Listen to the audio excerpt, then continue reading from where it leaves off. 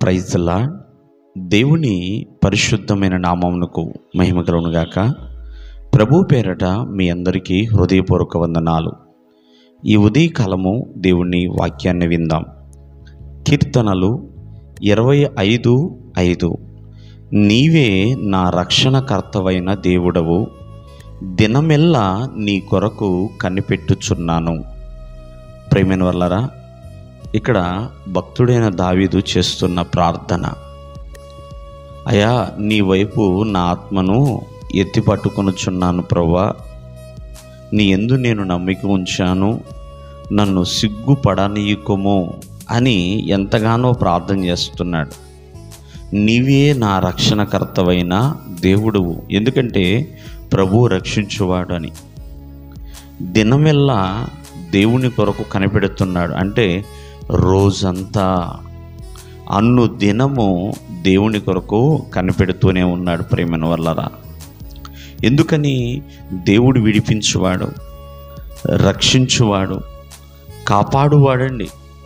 ఆయన కృపా అతిశయము కలిగిన దేవుడు కాబట్టి, ప్రేమ కరుణం కలిగిన దేవుడు కాబట్టి. కావున ఈ ఉదయకాలమందు ఆలోచించండి.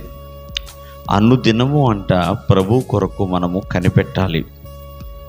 ప్రభువు ఇచ్చే మేలు కొరకు, ప్రభువు ఇచ్చే విడుదల కొరకు, ప్రభువు చేసే ఉపకారము కొరకు, ప్రభువు చేసే సహాయము కొరకు అనుదినము ప్రభు ఎదుట మనము కనిపెట్టేవారిగా ఉండాలి.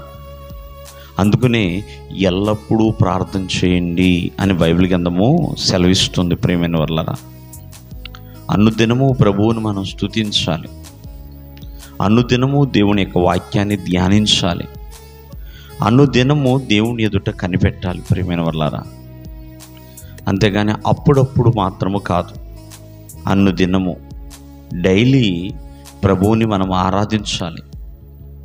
ఎల్లప్పుడూ ఏ చిన్న సమస్య అయినా ఏదైనా ప్రభువుకు చెప్పాలి. మొదటగా దేవునితో మనం మాట్లాడాలి.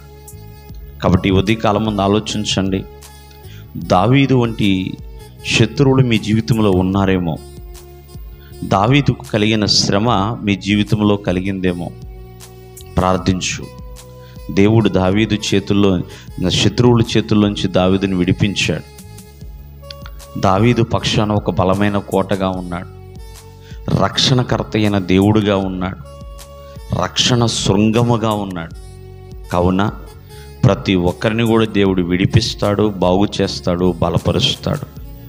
దేవుడు మిమ్మల్ని ఆశీర్వదించును గాక. ఆమేన్.